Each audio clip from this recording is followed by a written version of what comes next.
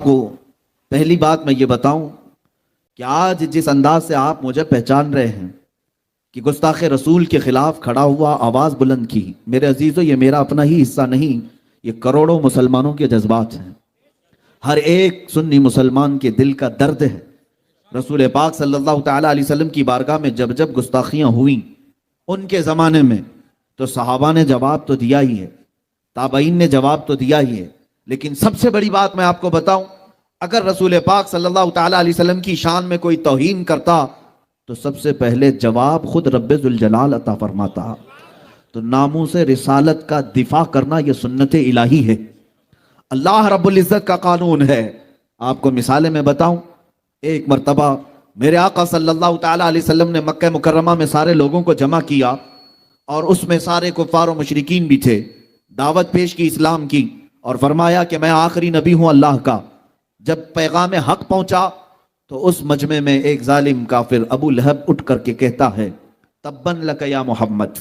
تبن کا مطلب یہ بددعا کے طور پر اور گالی کے طور پر استعمال کرنے والا لفظ، اور اس نے یہ کہا محمد تیرے ہاتھ برباد ہو جائیں معاذ اللہ رب العالمین، یا اس طرح کا جملہ اس نے توہین کا کہا۔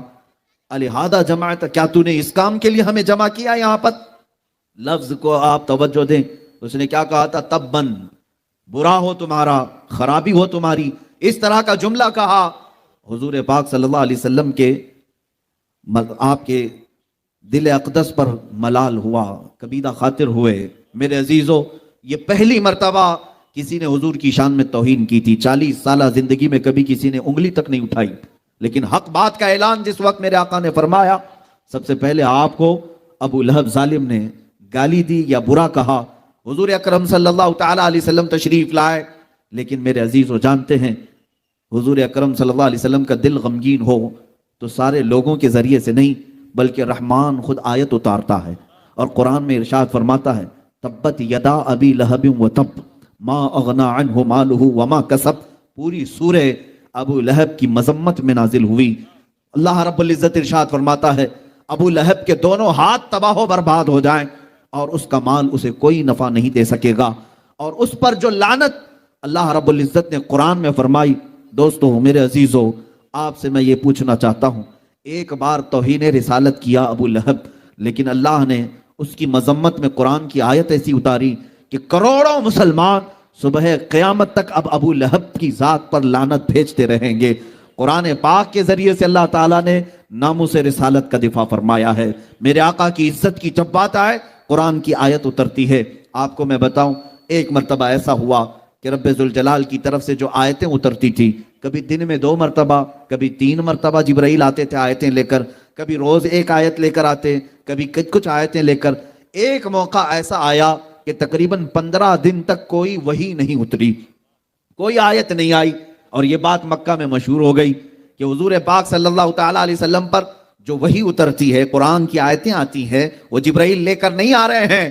اب مذاق اڑانے والوں کا ایک ٹولہ جمع ہوا، مشرکین کفار کا ایک ٹولہ، یہ بکواس کرنا شروع کیا، وَدَّعَ رَبُّ مُحَمَّدٍ مُحَمَّدًا، وَدَّعَ رَبُّ مُحَمَّدٍ مُحَمَّدًا، جس کا مطلب یہ ہوتا ہے محمد کے رب نے محمد کو اب چھوڑ دیا ہے، محمد کے رب نے اب محمد کو چھوڑ دیا۔ یہ جب باتیں گردش کرنے لگی، میرے آقا صلی اللہ تعالیٰ علیہ وسلم کی سماعت سے بھی یہ باتیں ٹکرائی۔ لوگوں نے کہا کفار و مشرکین کا ایک ٹولہ یوں کہہ رہا ہے آپ کا رب آپ کو چھوڑ دیا، اب آیتیں نہیں آتی ہیں، اب وہی نہیں اترتی ہے۔ رسول پاک صلی اللہ تعالیٰ علیہ وسلم کیا غمگین ہی ہوئے تھے، ابھی اپنی آنکھیں نیچے ہی کیے تھے کہ جبرائیل پوری سورہ لے کر نازل ہوئے، اور آیتیں کیا تھی سنو میرے عزیزو، وَالضُّحَىٰ وَاللَّيْلِ إِذَا سَجَىٰ مَا وَدَّعَكَ رَبُّكَ وَمَا قَلَىٰ وَلَلْآخِرَةُ خَيْرٌ لَكَ مِنَ الْأُولَىٰ۔ آیتیں آپ کو پوری پڑھنے سے پہلے میں مختصر یہ بتا دوں، اب رب تبارک و تعالیٰ حضور کی تعریف میں پوری سورت نازل کرتا ہے۔ ارشاد فرمایا جاتا ہے آپ کے چہرے والضحیٰ کی قسم، آپ کے چمکنے والے چہرے کی قسم، آپ کی چمکتی ہوئی کالی زلفوں کی قسم، ما ودعک ربک وما قلا، آپ کے رب نے نہ آپ کو چھوڑا ہے اور نہ کچھ کم کیا ہے۔ وَلَلْآخِرَةُ خَيْرٌ لَكَ مِنَ الْأُولَىٰ، اے محبوب آپ کی ہر آنے والی گھڑی پچھلی گھڑی سے کئی درجے بہتر ہے۔ پوری سورہ اللہ نے نازل فرمائی۔ مشرکین نے جب بھی بھونکنا شروع کیا میرے آقا کی شان میں دفاع کے لیے، آیتیں نازل ہوئی ہیں، رب ذوالجلال کی طرف سے بات آئی ہے۔ میرے عزیزو یہی تو شان مصطفیٰ ہے۔ ہم اور آپ کیا دفاع کر سکتے ہیں؟ قرآن میں خود رب ذوالجلال نے میرے نبی کی عزت کا دفاع کیا ہے۔ اور آگے میں آپ کو بتاؤں، اتنی نہیں کئی آیتیں آپ کو بتاؤں۔ حضور پاک صلی اللہ تعالیٰ علیہ وسلم کی بارگاہ میں لوگ جب سوال کرنے آتے اور ایسے ایسے سوال کرتے کہ حضور اکرم صلی اللہ تعالیٰ علیہ وسلم کو اس طرح کے سوالات کیے جاتے جو عام انسان کے لیے نہ ہوں، اور معاذ اللہ رب العالمین خدائی کے درجے پر پہنچانے کی باتیں کی جاتی، تب اللہ تبارک و تعالیٰ نے حضور صلی اللہ تعالیٰ علیہ وسلم سے ارشاد فرمایا، قل انما انا بشر مثلکم، اے محبوب ان سے کہہ دینا میں تمہاری طرح بشر ہوں، مگر یہ کہ مجھے اللہ کی طرف سے وحی آتی ہے۔ عزیزان گرامی وقار، اب بات یہاں بھی آتی ہے، حضور پاک صلی اللہ تعالیٰ علیہ وسلم کی اولاد امجاد، ہر مسلمان کو یہ بات معلوم ہونی چاہیے میرے آقا کی اولاد کتنی تھی، ان کی ازواج مطہرات کتنی تھی، حضور نے کتنی شادیاں فرمائی، صحابہ کی تعداد کیا تھی، عشرہ مبشرہ کتنے تھے، کون تھے، یہ سب باتیں ہر مسلمان کو معلوم ہو، اس لیے کہ وہ اگر اپنے نبی کی سیرت نہیں جانتا تو پھر کس کی سیرت جانے گا؟ کون ہے جو تمہارا آئیڈیل ہے؟ کون ہے تمہارا نمونہ عمل؟ میرے آقا صلی اللہ تعالیٰ علیہ وسلم کے 3 بیٹے ہوئے اور 4 بیٹیاں ہوئی۔ بیٹوں میں تینوں بیٹے ابتدائی زندگی میں انتقال فرما گئے، یہاں تک کہ 6 مہینے سے زیادہ کوئی بھی بیٹے آپ کے باحیات نہ رہے۔ حضرت عبداللہ، حضرت قاسم، حضرت ابراہیم، اخیر میں حضرت ابراہیم کا انتقال ہوا جب ان کی عمر 6 مہینے سے بھی کم کی تھی۔ اب میرے آقا صلی اللہ علیہ وسلم کے بیٹوں میں کوئی باحیات نہ رہے، بیٹیاں زندہ رہیں، حضرت زینب، حضرت رقیہ، حضرت ام کلثوم اور سیدہ کائنات سیدہ فاطمہ الزہرا رضوان اللہ علیہن اجمعین، یہ چاروں بیٹیاں باحیات تھیں۔ اب سنیے، جب حضور کے 3 بیٹوں کا انتقال ہوا، جاہلانہ رسم و رواج اگر ہمارے ہاں پنپ رہی ہے تو وہ بھی سمجھ لیں۔ بعض لوگ یہ سمجھتے ہیں کہ بیٹا نہ ہو تو نسل کیسے چلے گی، بیٹا نہ ہو تو وراثت کیسے تقسیم ہوگی، وارث کون بنے گا؟ یہ جہالت کی باتیں چھوڑ دو، یہی مکہ کے کافروں نے باتیں بنائی۔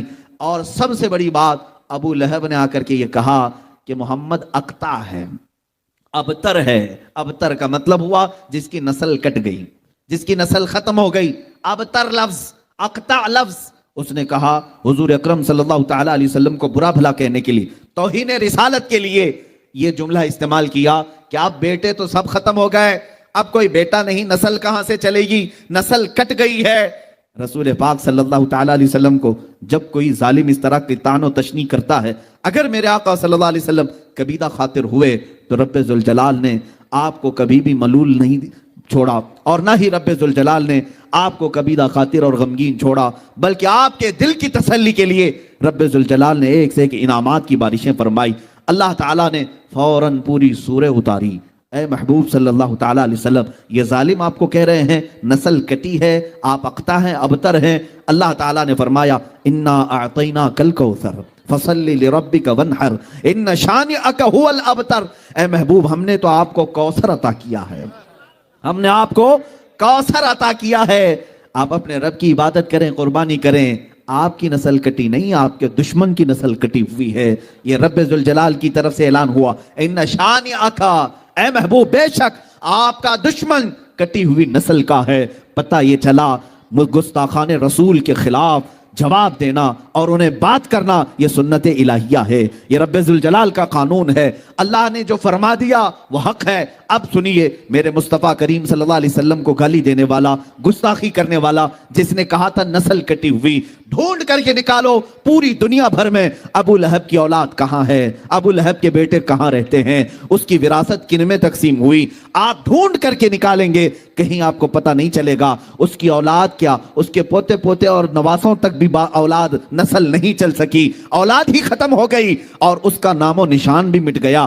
ابو لہب کی جو موت ہوئی اس حالت میں ہوئی کہ اس کو سخت ترین بیماری لاحق ہوئی، یہاں تک کہ اس کو ایک گڑھے میں ڈال کر کے اس کے ہی بچوں نے پتھر اس پر ڈالے تھے، اتنے پتھر مارے گئے تھے کہ اس کا جسم پورا پتھروں سے لہولہان تھا، وہ خود مٹا، اس کی اولاد نہیں رہی۔ لیکن آؤ، میرے رب ذوالجلال نے میرے مصطفیٰ کی جو شان بیان کی، انا اعطیناک الکوثر، اس آیت کی تفسیر کے اعتبار سے آج ہندوستان نہیں، جے پور راجستھان نہیں، بلکہ دنیا کے किसी भी कोने में जाओ रसूलुल्लाह की आला औलाद की खुशबू तुम्हें जरूर नजर आएगी। हर जगह सादात मौजूद हैं, सैयद हजरात मौजूद हैं। ये किसकी नस्ल है? ये फातिमतुज ज़हरा की नस्ल आज पूरी दुनिया में है, जिनको मेरे आका सल्लल्लाहु अलैहि वसल्लम ने अपनी औलाद फरमाया है। अजीज़ान गिरामी, हुजूर को कहने वाले कि नस्ल कटी है, वो खुद कट गए, मगर मेरे मुस्तफ़ा की नस्ल आज पूरी दुनिया में जिस तरह महफूज है, कायनात में किसी की नस्ल इस तरह से महफूज नहीं।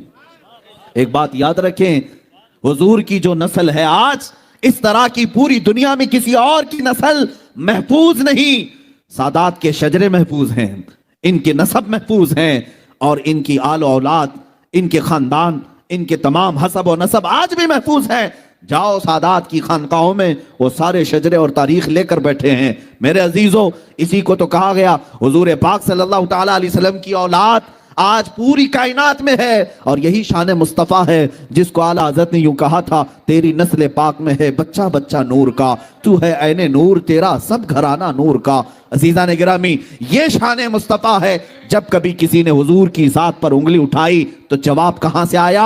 खुद खुदाए कदीर और जब्बार की तरफ से आया। अल्लाह ने कभी सूरे दुहा उतारी, कभी सूरे लहब उतारी, कभी सूरे कौसर उतारी। अब कौसर का माना मैं बयान करके हुजूर की शान पाक के चंद आपके सामने झलकियां रख दूं। कौसर क्या चीज है? कौसर किसको कहते हैं? बाज लोग यही समझते हैं कौसर एक नाम है या फिर हौज़े कौसर है। कौसर की हजारों तारीफें हुई और इसकी कई तफासीर हैं, कई इसके मफहूमात भी मुफस्सिरीन ने बयान किए, लेकिन जो हकीकत ज्यादा राजा है वो मैं बताता हूं। कौसर अरबी का लफ्ज है, और अरबी में बलागत एक चीज है, ये सारे लोगों के समझ में नहीं आती। अरबी एक ऐसा लिटरेचर है कि एक एक लफ्ज आता है 70-70 मानों के लिए। कभी कभार एक एक ऐसे वर्ड हैं जो 1000 माने के लिए इस्तेमाल किए जाते हैं, और अरबी में वुसात बहुत है, एक लफ्ज बोलकर कई माने मुराद लिए जा सकते हैं। अब कौसर क्या चीज है, अब मैं आपको बताता हूं। अरबी में एक लफ्ज है कसीर। कसीर ज्यादा को कहते हैं, कलील का अपोजिट क्या है? कसीर है। जैसे दिन का अपोजिट रात है, सफेद का अपोजिट ब्लैक है, काला है। ये अपोजिट चीजों को मैं बता रहा हूं। कलील अगर कोई चीज है तो थोड़ी है, थोड़ी चीज को अरबी में क्या कहते हैं? कलील, और इसका अपोजिट क्या होता है? कसीर। समझ में आ रही बात? मैं समझा करके जाना चाहता हूं। कसीर कलील का अपोजिट होता है। अच्छा, अगर कसीर से भी ज्यादा बोलना है, मिसाल के तौर पर 10 के अपोजिट में 100 लेकर क्या गए, एक तरफ 10 रुपए है, ये कलील है, 100 रुपए क्या है? कसीर है। लेकिन हमको और भी ज्यादा बोलना है तो अरबी में उसको अक्सर कहते हैं। क्या कहते हैं? अक्सर। कसीर से भी ज्यादा हो तो अक्सर है। अक्सर कितना होता है उसकी लिमिट नहीं बयान की गई, वो लाख भी हो सकता है 10 के मुकाबिल में, 10 रुपये के मुकाबिल में लाख भी आ सकता है, वो अक्सर हो गया। अब अगर अक्सर से भी ज्यादा बोलना है तो उसको कौसर कहा जाता है। उसे क्या कहा जाता है? कौसर कहा जाता है। एक है कसीर, उससे ज्यादा को अक्सर कहते हैं, उससे भी ज्यादा हो तो उसे क्या कहते हैं? कौसर। ये 3 जुमले तो याद रखो मुसलमानों, 3 बातें तो याद रखो, कसीर, अक्सर और कौसर। अब मैं ये आयत पढ़ता हूं। अल्लाह ने फरमाया इन्ना आतैना कल कौसर, ऐ महबूब हमने आपको कौसर अता किया। ये कितना है कौसर? कैसे अंदाजा कर सकेंगे? मौला तूने हमारे नबी को क्या दिया, कितना दिया, इसी से आप अंदाजा कर ले। ये पूरी जो कायनात है, ये पूरी जो दुनिया है जिसमें हम और आप जी रहे हैं, ये पूरी रुए जमीन, इस पर मौजूद पूरे समंदर, इस पर मौजूद तमाम दरख्त, इस पर मौजूद तमाम चरिंद परिंद और जानवर, इस पर मौजूद तमाम जिन्नात, बल्कि फरिश्ते, मलाइका, ये पूरी जो दुनिया है, पूरी दुनिया, इसमें लाखों करोड़ों मखलूकात अल्लाह की आबाद है। कीड़े मकोड़े अलग, चरिंद परिंद अलग, जानवर अलग, बहाइम अलग, समंदर की करोड़ों मछलियां अलग, जिन्नात की बेइंतहा तादाद अलग, याजूज माजूज की कसरत अलग, आसमानों में रहने वाली मखलूकात अलग, मलाइका, फरिश्ते, ये तमाम मखलूकात अलग। इन तमाम कायनात की चीजों को अल्लाह क्या फरमाता है? कुल मताउद दुनिया कलील। ऐ महबूब आप फरमा दें ये पूरी दुनिया कलील है। क्या है? पूरी दुनिया का सामान قلیل ہے، اس میں کروڑوں انسان بھی آ گئے، ہم بھی قلیل ہیں، پوری روئے زمین آ گئی، یہ بھی قلیل ہے، یہ سارے آسمان آ گئے، یہ بھی قلیل ہے، یہ ساری کائنات کے ہر ذرے اس میں آ گئے، یہ قلیل ہے۔ اب رب ذوالجلال ارشاد فرماتا ہے یہ پوری کائنات قلیل ہے، کیا ہے؟ قلیل ہے، اور اس کائنات سے اگر کچھ زیادہ ہونا چاہیے تھا تو وہ کثیر ہے، اور کثیر سے بھی زیادہ چاہیے تھا تو اکثر ہے، اور اکثر سے بھی زیادہ چاہیے تھا تو وہ کوثر ہے۔ اے محبوب، ہم نے آپ کو یہ پوری کائنات میں موجود یہ قلیل نہیں دیا، اس سے تھوڑا زیادہ کثیر بھی نہیں دیا، اس سے زیادہ اکثر بھی نہیں دیا، اے محبوب ہم نے تو آپ کو کوثر دیا ہے، ہم نے آپ کو کوثر عطا کیا ہے۔ عزیزان گرامی وقار، یہ شان مصطفیٰ ہے، رسول پاک صلی اللہ تعالیٰ علیہ وسلم کو اللہ فرما رہا ہم نے کوثر دیا ہے۔ اسی لیے شاعر نے کہا تھا حسن یوسف دم عیسیٰ ید بیضا داری، آنچ ہما خوباں دارند تو تنہا داری۔ اے رسول پاک، آپ کو اللہ نے حسن یوسف بھی دیا ہے، اور حسن یوسف ید بیضا، حضرت موسیٰ علیہ السلام کا معجزہ ید بیضا بھی آپ کو دیا گیا، اور حضرت عیسیٰ علیہ السلام کی مسیحائی بھی دی گئی۔ اور پھر آخر میں شاعر کہتا ہے وہ تمام خوبیاں جو انبیاء رکھتے تھے یا رسول اللہ وہ تنہا آپ کی ذات میں اللہ نے عطا کی۔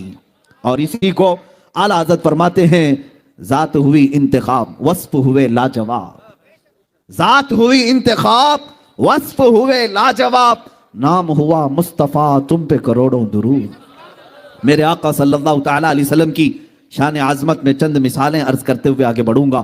سیدنا آدم علیہ السلام کو اللہ تعالیٰ نے صفی اللہ کا خطاب دیا، وہ اللہ کے صفی ہیں۔ آدم علیہ نبینا علیہ الصلوۃ والتسلیم کثرت بکا میں مشہور تھے، یعنی آپ کثرت سے رویا کرتے تھے، کافی سالوں تک آپ نے گریہ بزاری کی، اور یہ کثرت بکا میرے آقا صلی اللہ علیہ وسلم کو بھی عطا کی گئی۔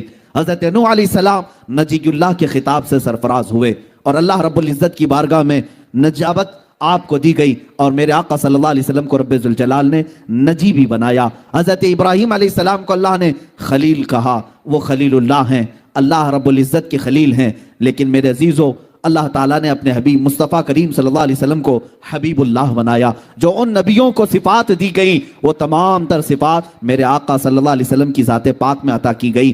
وہ تمام خوبیاں جو اللہ تعالیٰ نے پچھلے انبیاء کو دی وہ حضرت حضور اکرم صلی اللہ علیہ وسلم کو عطا کی۔ اب چند مثالیں میں آپ کے سامنے رکھ رہا ہوں۔ ایک ہے موسیٰ علیہ نبینا علیہ الصلوۃ والتسلیم، ان کے واقعات اکثر سنائے جاتے ہیں اور سنتے بھی ہیں آپ۔ سیدنا موسیٰ کلیم اللہ علیہ الصلوۃ والتسلیم کی ایک بات میں عرض کرتا ہوں، آپ کوہ طور پر جاتے ہیں اور عرض کرتے ہیں اے رب ذوالجلال میں تیرا دیدار کرنا چاہتا ہوں، میں تجھے کھلے آنکھوں دیکھنا چاہتا ہوں۔ قرآن پاک میں ہے ربی ارینی، اے اللہ تو مجھے اپنا دیدار کرا دے، اور اللہ کی طرف سے جواب آتا ہے لن ترانی، اے موسیٰ تو ہرگز مجھے نہیں دیکھ سکے گا۔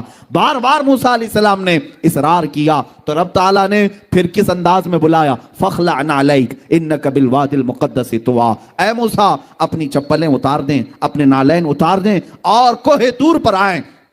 کوہ طور مصر کی وادی سینا میں موجود ایک پہاڑی کا نام ہے۔ سیدنا موسیٰ علیہ السلام جب طور پر چڑھتے ہیں وہاں پر حکم کیا ہوتا ہے، قریب موجود ایک دوسری پہاڑی پر ایک درخت ہے، اس درخت پر آپ دیکھتے رہیں۔ حضرت موسیٰ علیہ السلام اس درخت پر دیکھتے رہے، رب تعالیٰ نے اپنی ذات مبارکہ کی تجلیات میں سے سوئی کے ناکے سے بھی کم ہلکی تجلی اس درخت پر نازل فرمائی، اور روایات یہ بتاتی ہیں فلما تجلی ربہ، اللہ تعالیٰ نے جب اس پہاڑ پر اپنی تجلی کا اظہار فرمایا، حضرت موسیٰ علیہ السلام غش کھا کر کے گر گئے۔ سیدنا موسیٰ علیہ الصلوۃ والتسلیم غش کھا کر کے گر گئے اور پورا پہاڑ جل کر کے راکھ ہوا۔